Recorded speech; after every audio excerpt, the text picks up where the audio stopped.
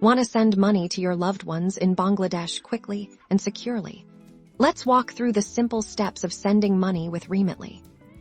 First, open the Remitly app on your smartphone or visit Remitly.com on your computer if you don't have an account yet. You'll need to create one by providing your email address and a secure password then. Complete the verification process.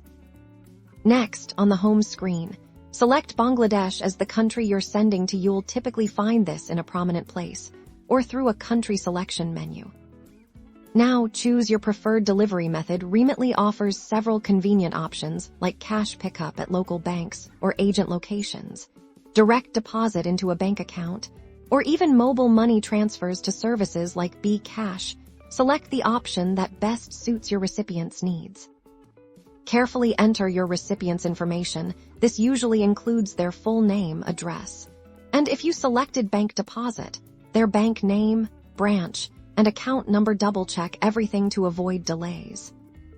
Enter the amount you want to send in your local currency. Remitly will automatically calculate the equivalent amount in Bangladeshi taka.